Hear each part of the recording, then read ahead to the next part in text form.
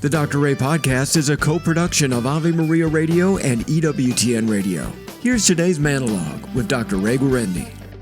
I consulted for several years to a number of Head Start programs. Basically did evaluations, consulted with the teachers. I remember one year we had a little guy, he was about 4.5. He had severe hearing problems, significant hearing problems, to the point where it really affected his interaction with other kids. Now, this little guy was an extreme behavior problem. He was uncooperative. He threw major league resistant fits. Very difficult, very difficult. Now, one interpretation of this, and I think this may be an interpretation that would be glommed onto by someone looking for a lot of psychological, complicated reasons, would be he's frustrated. The poor little guy's frustrated. He can't interact with people, so therefore his emotions get the better of him, and he reacts. Not ruling that out. That could be a part of it. But as I met with the parents, I found that they felt very guilty about life ripping him off, that he couldn't hear normally. As a consequence, they didn't want to put limits on his conduct or his behavior or discipline him, because they felt that he was so frustrated by his deficiency in hearing that for them to hold him accountable for some of the nasty stuff he was doing would be mean-spirited, unpleasant. So what you had was a little guy whose conduct was more of a handicap for him than, in fact, his hearing handicap. My first book was a book titled You're a Better Parent Than You Think. It sprung from my experience at a mental health center where I quickly became the parenting go-to guy, and I saw an awful lot of parents, good people, insecure, second-guessing, irresolute, lacking authority, frustrated by their kids. And a lot of it was because they didn't allow themselves to have legitimate, fair, helpful, healthy authority. One of the chapters in the book was called How to Talk Yourself Out of Authority. One of the sections of that chapter was, He's a Special Child. Here's how it works. If you have a child, a youngster, doesn't have to be a 6-year-old, can be a 15-year-old, who you believe has been ripped off by life. And one of the more common rip-offs is a divorce situation.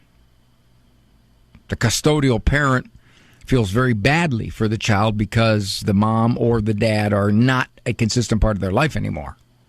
So that's a rip-off.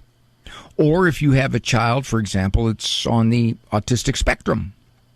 Okay, it's a developmental problem. Makes it more difficult for the child to interact appropriately with others. If you have a child who's developmentally delayed, he's 10, but he functions like a 7-year-old overall.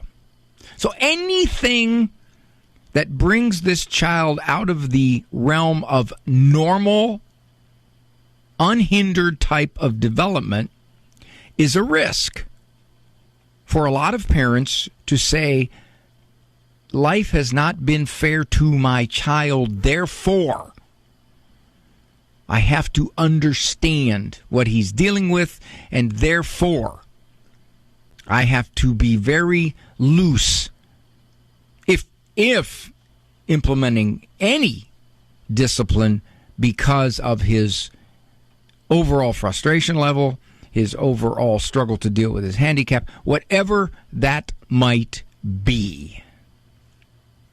In situations like that, I'm quick to counsel parents. On one hand, you do understand that this child may have his own special issues in learning responsibility or learning self-control or learning to treat people with respect, socially acting appropriately. Yes, because of his particular developmental, emotional, And sometimes transient issues. If a parent dies, I've had that a lot. If a child loses a parent, and I've seen some severe behavior problem kids in my office whose parent died when they were 7, 8, and 9, and the surviving parent, and the kid's now 15, essentially stopped disciplining because they felt so terrible that this kid was hurting so badly about losing a mom or dad. I counsel them. It is one thing to give emotional support. More hugs, more kisses, more positives, more time. That is one thing. But you do not do a child any favors, any help, any good by saying, because life has been tough on you as I see it, I can't add to it by expecting you to act appropriately or respectfully or socially right.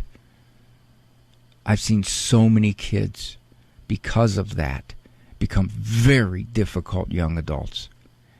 And it isn't because of the original handicap or life struggle. It's because the parents backed off in teaching and socializing and moralizing this child.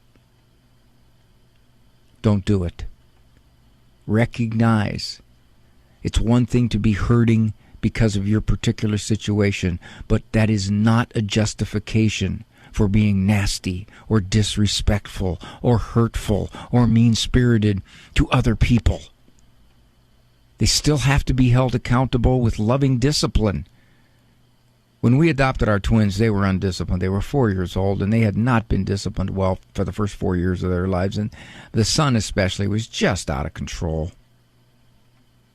And I remember one time laying in bed and saying to my wife, honey, I don't know, maybe we ought to loosen up here with John. And she said very, very supportively and lovingly, Ray, you big dummy. Okay, she didn't say that, but I could read it in her eyes. She said, we can't do that. We'll give them more hugs, more kisses, tell them how much we love them. But it wouldn't be fair to them to lower the standards for them that we don't lower for the other kids. And she was right. And so they did get more disciplined in the beginning because they just had so many things that were socially inappropriate and out of control. But with time, they settled in. Took them a while. Did take them a while. But they did settle in. My wife is exactly right. She said, Ray, just because they've had a very difficult first 4 years doesn't mean we turn around and say, well, okay, we can't ask you to treat your sister nice too. One of the biggest traps parents fall into. He's a special child, and therefore my discipline becomes permissive or lax or overlooking.